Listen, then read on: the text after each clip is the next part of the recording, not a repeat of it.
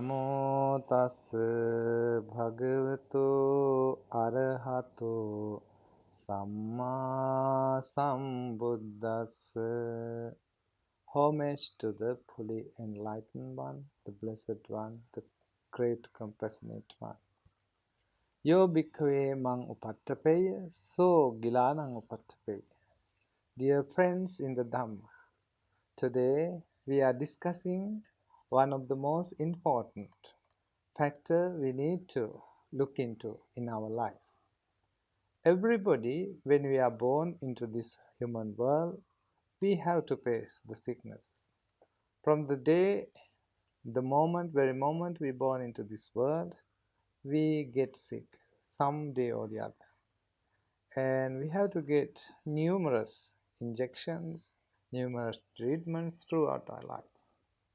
So this is the topic we need to look at in our life in order to make our lives better as well as in order to make others' life better. So Buddha said, those who minister, those who want to minister me, those who like to attend to me, those persons who want to respect me, there's a way to do it. Now Buddha is no more. Buddha passed away. But we can look at the Buddha's very teachings and attend to Buddha, minister to Buddha. How? If you attend to patients, if you attend to people who are sick, who need your care, who need your attention, then if you pay enough attention, if you do a lot of care for the patients who are sick, who need your assistance, who need your help, then you are really attentive to the Buddha, you are really respecting the Buddha, you are really looking after the Buddha. The merits, the amount of merits you get by attending to the Buddha also can gain by attending to the patients who are under various sicknesses. Today, of course, we are facing a great dangers from many kind of sicknesses. There are people who are in the hospitals, there are people who are staying at homes. There are people, nowadays there's one disease called corona, COVID-19, which is quite dangerous and very kind of serious sickness. So because of that, people are scared of their lives, and there are many other diseases all over the world, all around us. So Buddha explained this sickness, if you are born to this world, sickness is unavoidable. We have to face it. We have to accept it is a part of our life. So when we are sick, we are even, you may be very strongest person on this earth, you have a lot of skills and qualities, but all these are very useless because you become so weak, you become so tiny.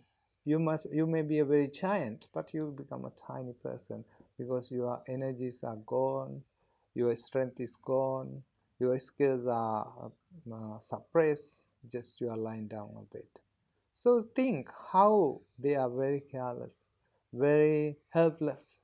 So please, we need to develop a kind-hearted mind in order to attend the patient. So Buddha explained the sickness in this way. The Buddha has always explained the sickness, the cause of sickness, and the way to abandon the sickness, and also to path to abandon the sickness.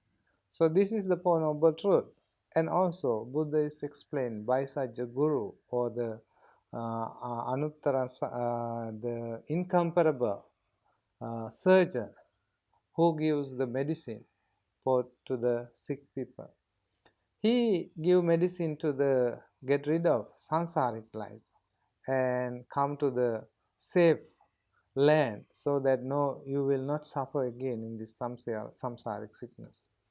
Apart from that, he also prescribed certain medicines for the monks in Baisajja Kandaka, in Vinaya, there are so many other medicines prescribed by the Buddha for the monks for certain sicknesses. So Buddha one day was walking in one temple, from temple to temple, and one day he came to a temple.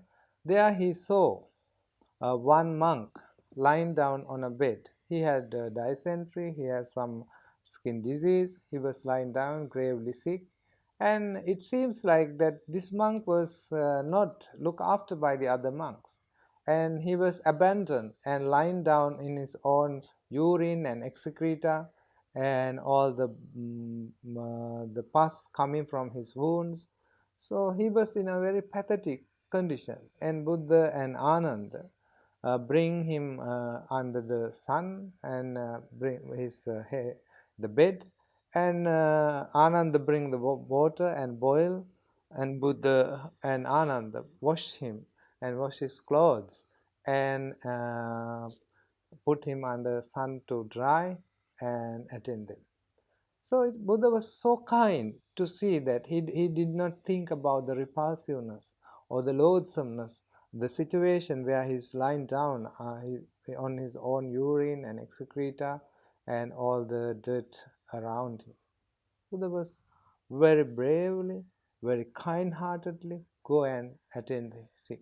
Then he asked from this monk, do you have any attendants? Do you have any friends looking after you? He said, no. Then he asked why the other monks are not attending to you. And he said, because when other monks are sick, I never attend to them. Therefore, the other monks also did not attend to me. And that moment, Buddha said, Yo bhikkhave mang upattapeya, so gilanang upattapeya. Whoever want to minister me, attend to me, must attend to the sick and those who are under severe diseases and suffering. So then he assembled all the monks and told all the monks, you don't have brothers and sisters, you don't have mothers and fathers in the monastery. You are alone. So you yourself has to come together and look after each other and pay attention to each other, and must live like milk and water, mixed and blended together, caring and sharing and looking after each other. So this is the very important lesson that Buddha has set out. Buddha has done to us, and by setting up example, he didn't preach on, he didn't on not only preach, he also act in that way and preach. So when you are attending a patient, there must be a lot of good qualities you have to develop. Without these qualities, you cannot be a good nurse or good attendant, good person who can look after the. So you must be very selfless and also caring and looking the needs of the patient. So Buddha explained there are many qualities that you must develop when you are developing nursing or attending a patient. First is you must be clever and strong. You must know what is good for the patient, the weakness of the patient, and you must also know the suitable food and provide them regularly, and suitable medicine, provide them regularly. Because even you provide suitable food, you must provide it that is just amount that is enough for to survive, not too much. Even good things, if you provide too much, it can become another cause of suffering. So you must know what is good and what is good for the patient, and must accept accept or expect any gains from the patient. Nowadays, the medical profession has become so commercialized. They are thinking only about money. Once I remember, I bring my own mother to the one specialist, and my mother and I was at the near the door, and he asked the age, he asked the name, and write the we said we have knee pain. He said, you take this medicine for 2 weeks and come back. My mother and I came all the way from Hambantota to Colombo. It's a very far away. So even he did not examine the patient just in order to write the medicine. So I think because of this thing, the money, the enormous amount of money now gaining through the patients has become it's heartless and very rude and very uh, incompassion. They don't have compassion towards the patient. So this kind of attitude is not good for the medicine profession. We need kind-hearted doctors. We need kind-hearted nurse. Then only we can give very good service to the patient. And also, when you are attending a patient, it sometimes is there are some things we don't like, such as stools, saliva, or vomit, or some pus or blood coming from the patient. We should avoid loathsomeness or repulsiveness and do it with compassion. And patient mind must be made happy by telling good and very motivational speeches. The whole of our sicknesses are based on the mind. Actually, 70% of our sicknesses coming from our mind. So when we look at the patient's side, we must go into his shoes and made up his mind by talking to many ways. There's a very nice sutta which explain in Mahanama by the Buddha. When you are attending a patient, you must encourage him to see the reality, not hide the reality. Sometimes modern psychologists and modern science sometimes encourage to hide the illness and instead of give a false sense of security. Instead of giving false sense of security, you must explain the condition and made his mind to accept the reality rather than moving away from this reality. So if you can explain him the motivational things and encourage him to recover and give some hopes, so this is really good way to attain. And one occasion, Buddha explained there are three kinds of patients in the world. One patient, whether he gets good medicine, whether he gets a proper attention, proper care, but he will not recover. No matter how much good medicine is given, how much good care is given, he cannot be recovered. Is irrecoverable, irremediable. But and there's another person in this world who is sick and who is under the treatment, but even he was not given good medicine, he was not given proper medicine, he was not given proper care and attention, he will recover. And there's another patient, this patient, even though unless he get good medicine, unless he get good care, he will recover. So Buddha says the last patient is recovered only if he gets medical attention, only he gets medical treatment. The second one I explained is that he doesn't need any medical care, any medical treatment, he will recover. So Buddha says when you are become an attendant of a patient, you must take care of the patients like the one who I explained in second. Whether he gets medicine or not, he will recover.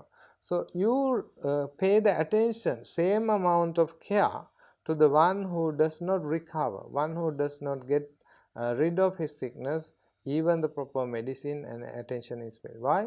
Because when you do in such a way, then the person will think, these doctors, these nurses, my friends, my family members, trying their best, trying their taking every steps to care for me, to get recovery from my sickness. But despite all these efforts, my sickness are getting worse and worse.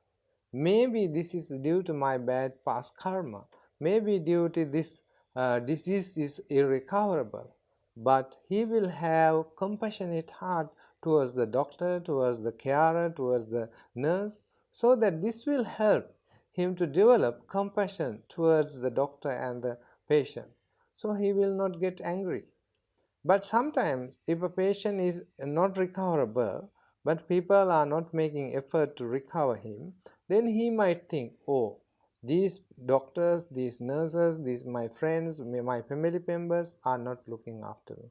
So he might develop anger instead of compassion. So if a patient can develop compassion, because of this compassion, he might reborn in heavens whence it is if he was passed away in that state.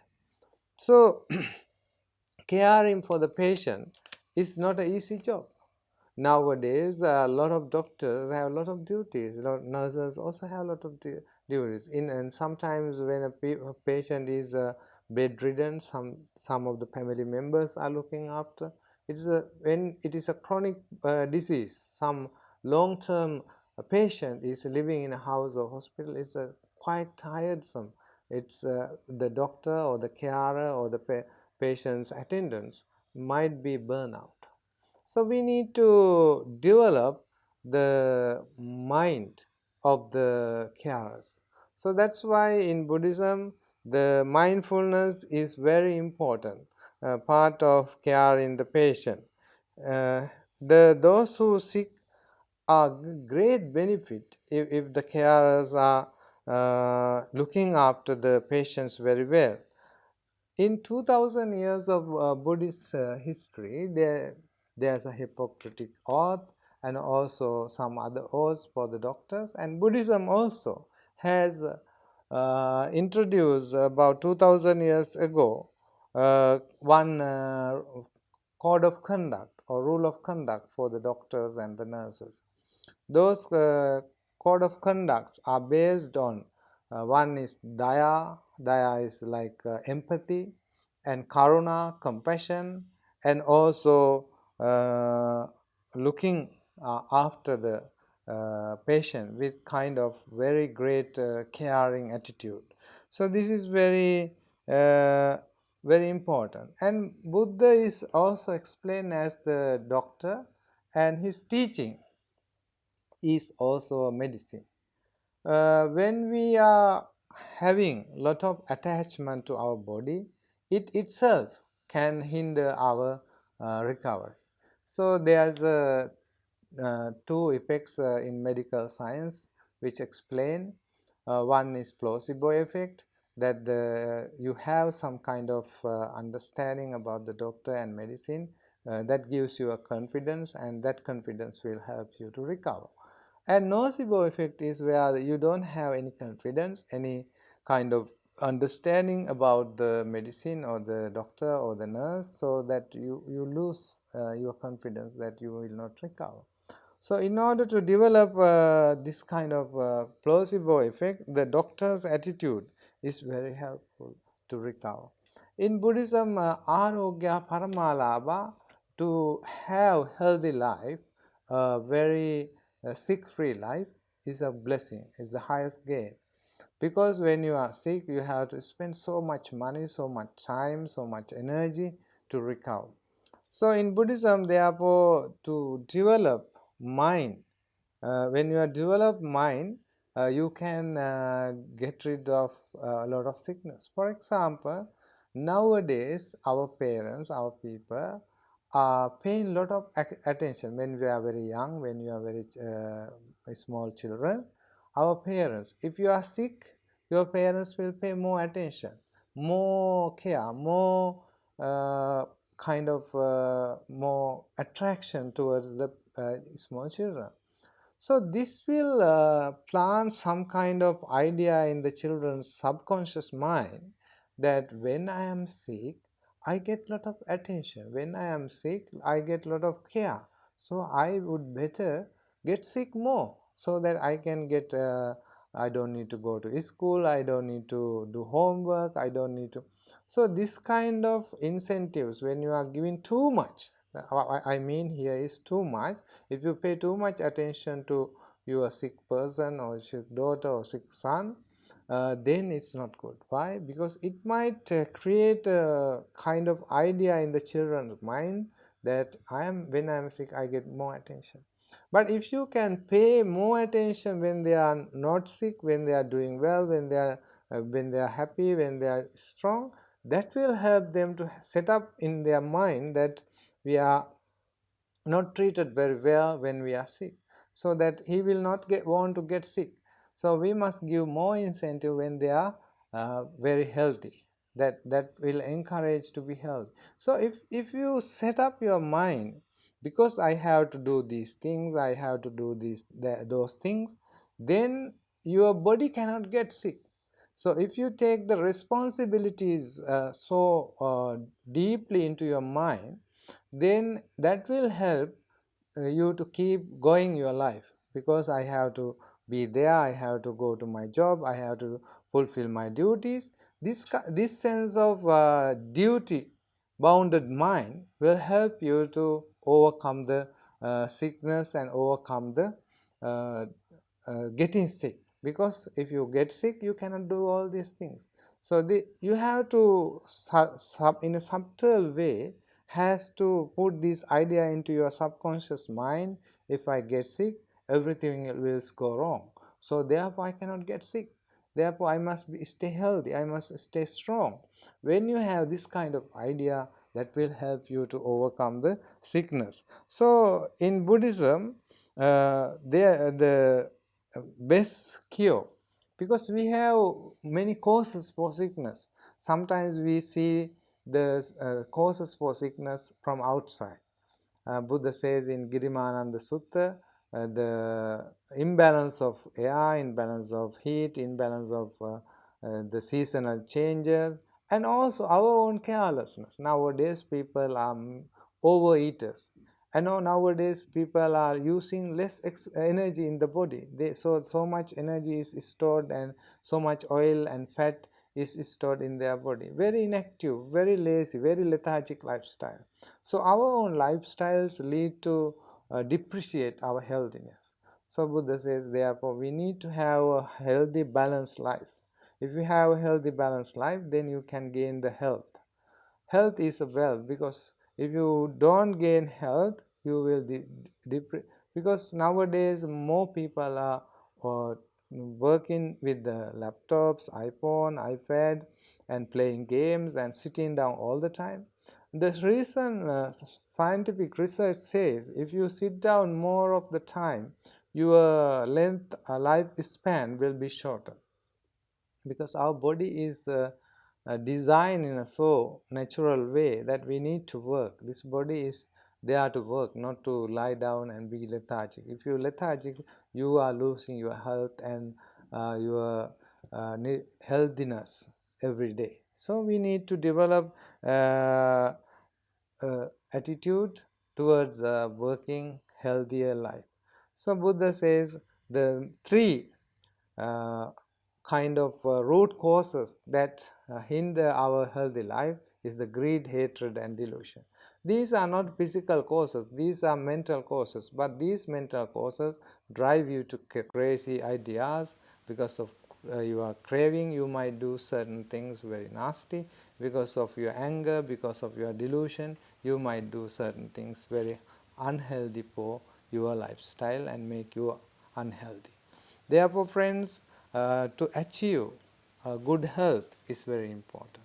This is the highest blessing and highest gain, and in order to achieve, you have to have the confidence in the things you are doing. Confidence in the Buddha, confidence in the Dhamma and Sangha also help you to lead the right way, so that you can get rid of craving, you can get rid of delusion, you can get rid of aversion. This way you can be a good carer. And caring is very important thing, and to care a patient is caring like the Buddha. You can gain a lot of merits. So dear friends, please try to help the patients who need your help. They are very helpless when you are sick. So if you look after them, you can gain much merits to your life. May the Buddha, Dhamma and Sangha guide you and protect you and bless you. Sabbe satta bhavantu sukhitatta.